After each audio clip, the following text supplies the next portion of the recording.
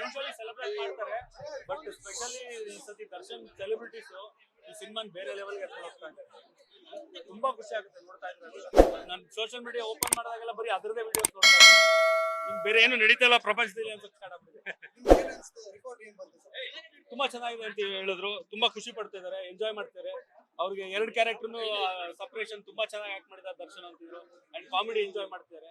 So ಈಗ ನಾನು ನೋಡ್ಬಿಟ್ಟು ಡಿಸೈಡ್ ಮಾಡೋಕೆ ಏನು ಅವ್ರು ಹೇಳ್ತಿರೋದು ನಿಜಾಲ ಸುಳ್ಳ ಅಂತ. ಸರ್ ಶೂಟಿಂಗ್ ಸಂದರ್ಭದಲ್ಲಿ ಯಾವತ್ತಾದ್ರೂ ಹೋದಾಗ ಹಂಚಿಕೊಂಡಿರೋದು ಈ ತರ ಏನಾದ್ರು ಈ ಸಂದರ್ಭದಲ್ಲಿ ನೆನಪಿಸ್ಕೋಬಹುದಾ?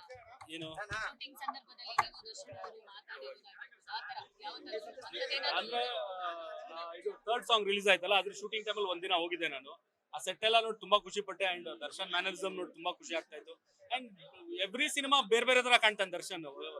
ಪ್ರೀವಿಯಸ್ ಸಿನಿಮಾ ಇದ್ದಾಗ ಇದ್ರಲ್ಲಿ ಇದ್ರಲ್ಲ, ಇದ್ರಲ್ಲಿ ಇದ್ದಾಗ ಇನ್ನೊಂದ್ರಲ್ಲಿ ಇರಲ್ಲ. ಹಂಗೆ ಅಂದ್ರೆ ಅವ್ನು ತಗೊಳ್ಳೋ ಕ್ಯಾರೆಕ್ಟರ್ಗಳೇ ಹಂಗಿರುತ್ತೆ, ಅವನ ಡೈರೆಕ್ಟರ್ಗಳು ನೋಡೋ ರೀತಿಲಿ ಹಂಗಿರುತ್ತೆ, ಬೇರೆ ತರನೇ ಮಾಡಿಸ್ಬೇಕು ಅಂತ ಮಾಡಿಸ್ತಾರೆ. ಸೊ ಅದು ಕಾಣ್ತಾ ಇರುತ್ತೆ.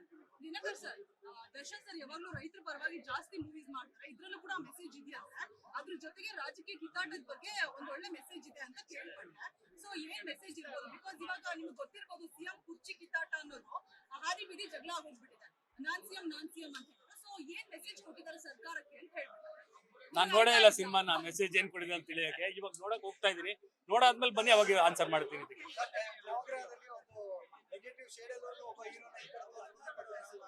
ಇಲ್ಲೂ ಕೂಡ 2 ಕ್ಯಾರೆಕ್ಟರ್, ಸೊ ಫ್ಯಾನ್ಸ್ ಗಳಿಗೆ ಒಂದು ಬೇರೆ ಲೆವೆಲ್ ಎಂಟರ್ಟೈನ್ಮೆಂಟ್ ಅಂತ ಹೇಳ್ತೀವಿ.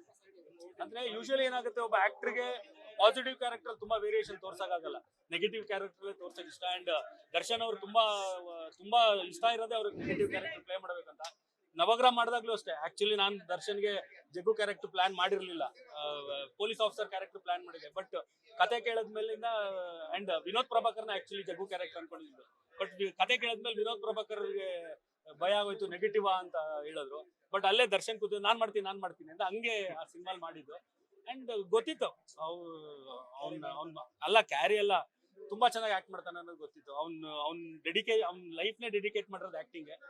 ತುಂಬಾ ಚೆನ್ನಾಗಿ ಮಾಡ್ತಾನೆ. ನಿಮ್ಗೆ ಬಂದಿರೋ ಮಾಹಿತಿ ಪ್ರಕಾರ ಡೇವಿಡ್ ಧನುಷ್ ಯಾವ ಪಾತ್ರ ಅಭಿಮಾನಿಗಳ ಹೆಚ್ಚು ಎಂಟರ್ಟೈನ್ಮೆಂಟ್ ಮಾಡಿದೆ? ಸರ್ 2 ಎಂಜಾಯ್ ಮಾಡ್ತಾರೆ ಸರ್. ಈಗ ಈ ಕ್ಯಾರೆಕ್ಟರ್ ಅಲ್ಲಿ ನೋಡಿದಾಗ ಬಟ್ ನನಗೆ ಬಂದಿದ್ದೇನು ಅಂದ್ರೆ 2 ಬೇರೆ ಬೇರೆ ದರ್ಶನ್ ಆಕ್ಟ್ ಮಾಡಿದ್ದಾರೆ ಅಂತ ಅನಿಸ್ತಾ ಇತ್ತು. ಒಂದೇ ದರ್ಶನ್ 2 ಮಾಡಿದ್ದಾರೆ ಅಂತ ಅನಿಸ್ತಾ ಇರಲಿಲ್ಲ ಅಂದ್ರು.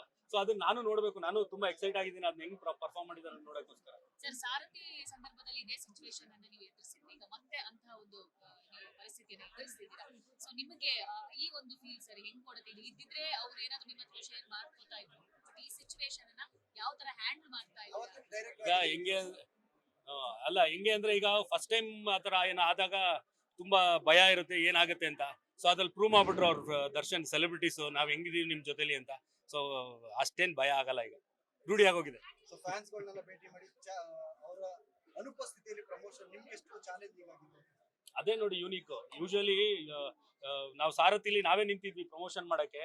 ಬಟ್ ಫ್ಯಾನ್ಸ್ ಸಿನಿಮಾ ರಿಲೀಸ್ ಆದ್ಮೇಲೆ ಅವರು ಅದನ್ನ ಕ್ಯಾರಿ ಮಾಡ್ಕೊಂಡೋದ್ರು. ಬಟ್ ಈ ಸಿನಿಮಾಲಿ ನಿಜವಾಗ್ಲು ಗಾಡ್ ಗಿಫ್ಟೆಡ್. ಫಸ್ಟ್ ಇಂದಾನೆ ಅವರೇ ಕ್ಯಾರಿ ಮಾಡ್ತಾ ಹೋಗ್ತಾರೆ. ಇಲ್ಲಿ ಯಾರು ಬೇಕಾಗಿಲ್ಲ, ದರ್ಶನ್ ಬೇಕಾಗಿಲ್ಲ, ಆ ಸಿನಿಮಾ ಡೈರೆಕ್ಟರ್ ಬೇಕಾಗಿಲ್ಲ, ಹೀರೋಯಿನ್ ಬೇಕಾಗಿಲ್ಲ, ಆ ಸಿನಿಮಾಲ್ ಆಕ್ಟ್ ಮಾಡೋ ಟೆಕ್ನಿಷಿಯನ್ಸ್ ಬೇಕಾಗಿಲ್ಲ, ಆಕ್ಟರ್ಸ್ ಬೇಕಾಗಿಲ್ಲ. ಅವ್ರ ಸೆಲೆಬ್ರಿಟೀಸ್ ಅದನ್ನ ಕ್ಯಾರಿ ಮಾಡ್ತಾರೆ, ಅವರೇ ಪ್ರಮೋಟ್ ಮಾಡ್ತಾರೆ. ಅದೇ ನಾನು ನಿಮ್ಗೆ ಹೇಳದ್ನಲ್ಲ, ಫೇಸ್ಬುಕ್ ಓಪನ್ ಮಾಡಿದ್ರೆ ಬರೀ ಅದೇ ಯಾವ್ದಾವ್ದೋ ಮೂಲೆಯಲ್ಲಿರೋ ಥಿಯೇಟರ್ಲ್ಲೂ ಅವ್ರು ಬಿಡ್ತಾ ಇಲ್ಲ. ಸೊ ಅವ್ರು ತಗೊಂಡೋಗ್ತಾರೆ, ಅವ್ರು ಹೇಳಿದ್ದಾರೆ ನಾವಿದೀವಿ, ನಾವು ತಗೊಂಡೋಗ್ತೀವಿ ಸಿನಿಮಾನ ಅಂತ. ಸೊ ಅದನ್ನ ಪ್ರೂವ್ ಮಾಡ್ತಾ ಇದ್ದಾರೆ. ಸರ್ ಯಾವಾಗ ರೀಸೆಂಟ್ ಆಗಿ ದರ್ಶನ್ ಅವ್ರನ್ನ ಭೇಟಿ ಆದ್ರಿ, ಆ ಸಂದರ್ಭದಲ್ಲಿ ಸಿನಿಮಾ ಬಗ್ಗೆ ಏನಾದ್ರು ಮಾತಾಡಿದ್ರಾ? ರಿಲೀಸ್ ಗಿಂತ ಮುಂಚೆ ಏನಾದ್ರು ಭೇಟಿ ಆದ್ರಿ? ಏನಿಲ್ಲ, ಅವ್ನು ಕಾನ್ಫಿಡೆಂಟ್ ಆಗಿದ್ದ. ಅಂದ್ರೆ 2 ವೀಕ್ಸ್ ಬ್ಯಾಕ್ ನಾನು ಮೀಟ್ ಮಾಡಿದೆ ಫ್ರೈಡೆ.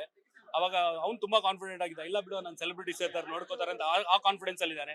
ಅವ್ನು ಎಲ್ಲೂ ಕುಗ್ಗೋಗಿಲ್ಲ. ಸುಮ್ಮನೆ ಅದೆಲ್ಲ ಯಾವ್ದಾವ್ದು ಮೀಡಿಯಲ್ಲಿ ಬರ್ತಾ ಇದೆಯೋ ಗೊತ್ತಿಲ್ಲ, ತುಂಬಾ ಕುಗ್ಗೋಗಿದ್ದಾನೆ, ಹಂಗಿದ.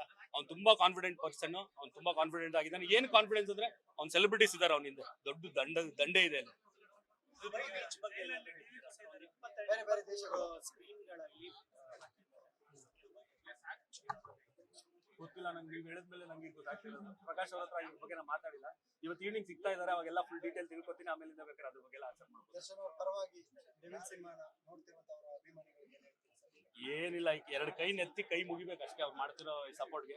ಅಂಡ್ ತುಂಬಾ ಥ್ಯಾಂಕ್ಸ್. ಅಂಡ್ ನೀವೆಲ್ಲ ಹೇಳಿದ್ರಿ ನಾವು ಕ್ಯಾರಿ ಮಾಡ್ತೀವಿ ಸಿನಿಮಾನ ಅಂತ, ಮಾಡ್ತಾ ಇದ್ದೀರಾ. ತುಂಬಾ ಖುಷಿ ಆಗ್ತಾ ಇದೆ ನಿಮ್ಮ ಸಪೋರ್ಟ್ ನೋಡ್ತಾ. ಸರ್ ಈಗ ನಿಮ್ಮ ಆಬ್ಸೆನ್ಸ್ ಅಲ್ಲಿ ಅಂದ್ರೆ ದರ್ಶನ್ ಅವರ ಆಬ್ಸೆನ್ಸ್ ಅಲ್ಲಿ ನೀವೆಲ್ಲ ಕಡೆ ಹೋಗ್ತಾ ಇದ್ದೀರಾ, ಇಲ್ಲಿ ಬಂದಿದ್ರೆ ನೆಕ್ಸ್ಟ್ ಯಾವೆಲ್ಲ ಥಿಯೇಟರ್ ಹೋಗ್ತಾ ಇದ್ದೀರಿ ಅಂತ ಇಲ್ಲ ಅದೇ ನಾ ಹೇಳಿದ್ನಲ್ಲ, ದರ್ಶನ್ ಫ್ಯಾಮಿಲಿನೂ ಬೇಕಾಗಿಲ್ಲ ಈ ಸಿನಿಮಾ ಪ್ರಮೋಟ್ ಮಾಡಕ್ಕೆ, ಅವ್ರು ಸೆಲೆಬ್ರಿಟೀಸ್ ಮಾಡ್ತಿದ್ದಾರೆ. ಸೊ ಸಿನಿಮಾ ನೋಡ್ಬೇಕು ಅಂತಾನೆ ಬಂದಿರೋದು ನಾನು, ಏನು ಈ ಸಿನಿಮಾ ಪ್ರಮೋಷನ್ಗೋಸ್ಕರ ಅಂತೆಲ್ಲ ಏನು ಬಂದಿಲ್ಲ. ಸಿನಿಮಾ ನೋಡೋಣ, ಫ್ಯಾನ್ಸ್ ಜೊತೆ ಎಂಜಾಯ್ ಮಾಡೋಣ. ತುಂಬಾ ವರ್ಷ ಆಗಿತ್ತು ನಾನು ದರ್ಶನ್ ಸೆಲೆಬ್ರಿಟೀಸ್ ಜೊತೆ ಕೂತ್ಕೊಂಡು ಸಿನಿಮಾ ನೋಡಿ, ಅದಕ್ಕೋಸ್ಕರ ಬಂದಿರೋದು. Thank you sir. ಸಿನಿಮಾ ನೋಡಿ ಸರ್. ಆಮೇಲೆ ಲೇಟೆಸ್ಟ್ ಹಾಗೂ ಇಂಟ್ರೆಸ್ಟಿಂಗ್ ಸುದ್ದಿಗಳಿಗಾಗಿ ಬಾಸ್ ಟಿವಿ ಕನ್ನಡ ಚಾನೆಲ್ನ ಸಬ್ಸ್ಕ್ರೈಬ್ ಮಾಡಿ. ಹಾಗೆಯೇ ಬೆಲ್ ಐಕಾನ್ ಪ್ರೆಸ್ ಮಾಡಿ. ಇದರ ಜೊತೆಗೆ ಫೇಸ್ಬುಕ್, ಇನ್ಸ್ಟಾಗ್ರಾಮ್, ಎಕ್ಸ್ನಲ್ಲೂ ಮಿಸ್ ಮಾಡದೆ ಫಾಲೋ ಮಾಡಿ.